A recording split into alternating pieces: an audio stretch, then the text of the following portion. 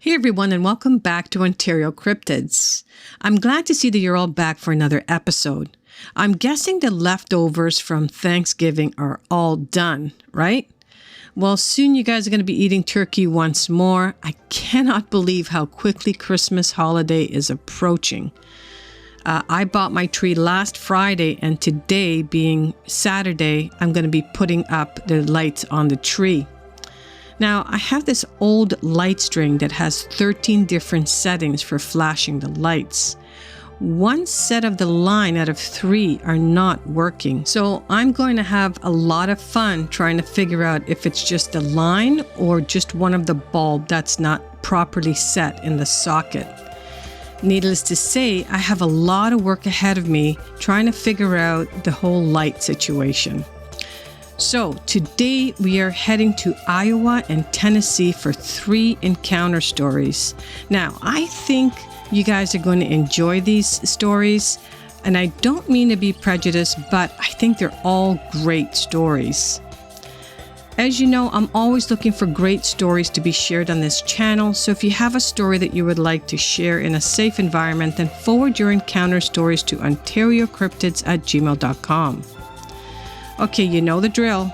Grab yourself a beverage and get cozy on the couch or chair and sit back and relax.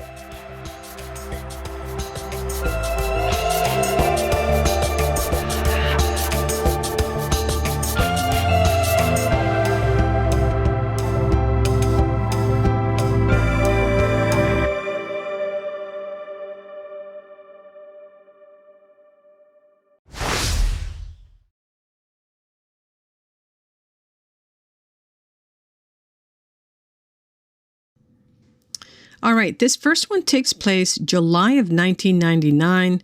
It takes place in Dallas County, Iowa, between Des Moines and Van Meter. And so I just arbitrarily picked a spot between those 2 locations.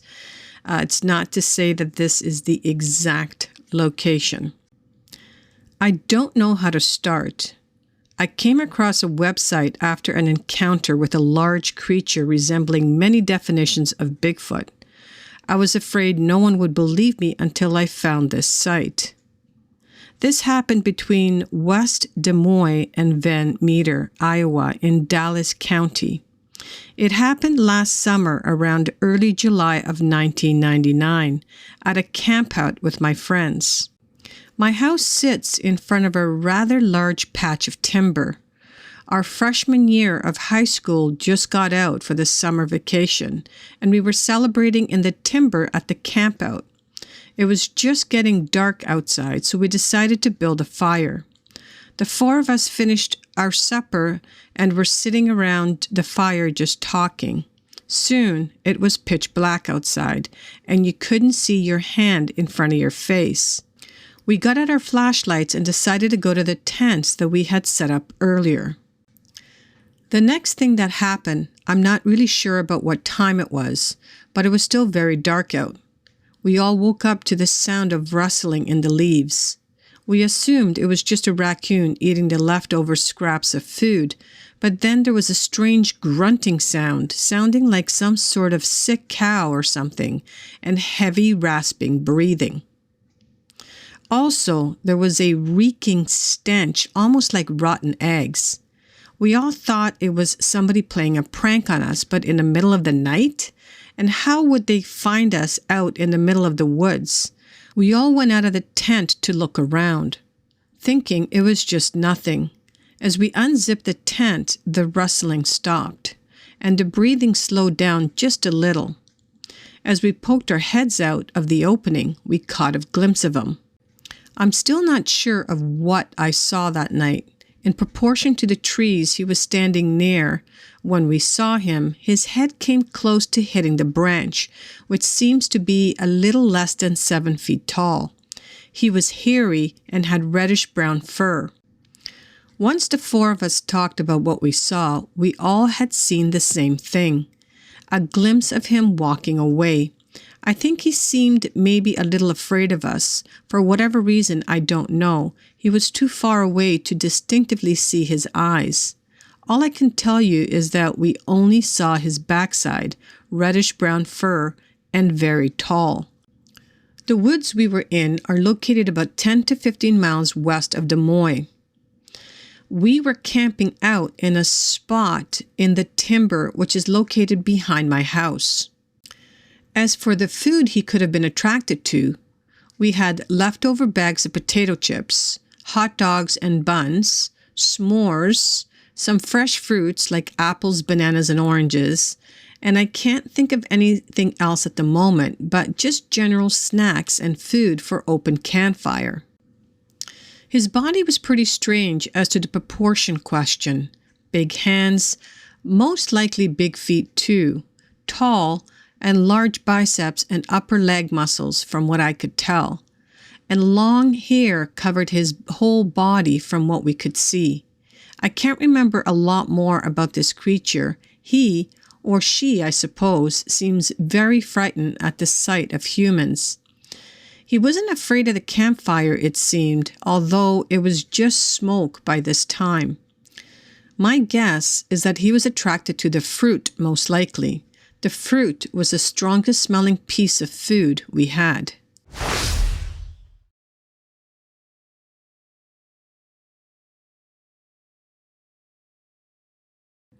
All right, so this next one takes place in the spring of 1975. It takes place in Roane County, Tennessee.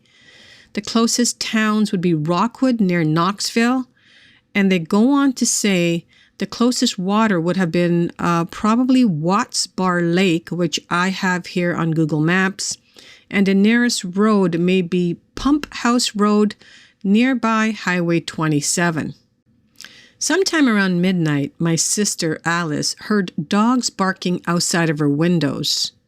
After going to bed and turning out the lights, she was terrorized by a heavy, deep, and powerful scream, like with all of its might. The sound was right outside her bedroom on the front porch. She was terrified and awoke her husband. They ran to their car and came to pick me up at my workplace about midnight. We drove back to their house and turned the car in the direction of the house. The headlights hit the basement door. Standing there at the door was a dark creature approximately 6 feet tall, stood upright, and it turned and looked at us. It was not human. It was dark and appeared to be hairy and seemed to almost have no neck. It was not a bear. Its eyes were large and shiny. All three of us saw this creature. Similar sightings have been reported in this county. Rockwood lies in a valley below Roosevelt and Cumberland Mountains. It is surrounded by lakes. We notified the police, but no report were filed, and we have told our friends. Similar sightings have been reported in this county.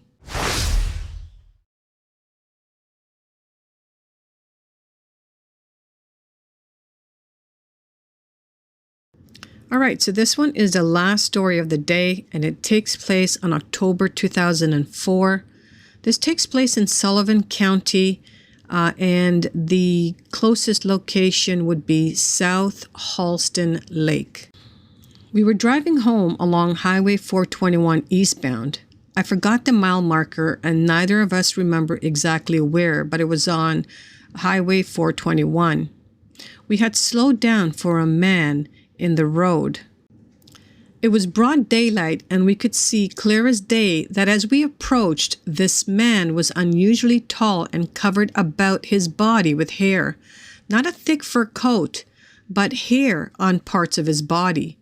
The guy had no clothes on, had long straggling hair that bounced off his wide shoulders, and he walked in kind of like as in a cross between a Nazi goose step and a Groucho Marx hunkered down walk. It was bizarre to watch. This guy was going the same way we were going, and finally he took a couple of steps and got off the road and came to a complete stop. He turned around to look at us as we inched past him. It wasn't doing anything, just walking along the road towards the shoulder, and coming in the other direction was another car that went on by. They slowed down and stared like us at the big guy, but kept going. We have never seen anything like it, and got home and searched the internet for big hairy men and found a lot of different websites. I think we saw a Bigfoot or a wild crazed man here in Tennessee, but I'm not sure.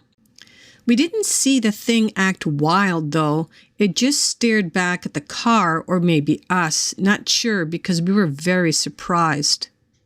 All I know is I was sober as a judge, have good vision, and my lady friend was with me and seen it too. All right, guys, what do you think of these 3 fantastic stories? I'm always surprised how similar the descriptions are that are given from all of these encounters. This last one sounded to me that it looked more like a man than it did a wild creature, as sometimes we hear. The fact that I guess they could see a lot of skin and not fur, as they mentioned.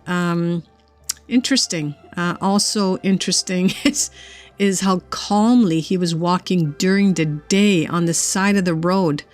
That is the other unusual thing. But in any case, I hope you guys enjoyed these stories today.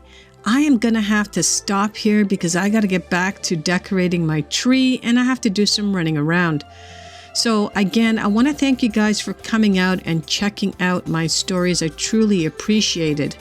If these stories reminded you of an encounter that you may have had and would like to share, then please forward your stories to ontarioCryptids@gmail.com. I would be more than honored to tell your story on this channel. Thank you all for listening until the end. I truly appreciate it. Please hit that like button, as it will help out my tiny little channel. And on your way out, if you're new, smash that subscribe button. Lastly, I would like to say, have a wonderful weekend, and I hope to see you all next week right here on Ontario Cryptids.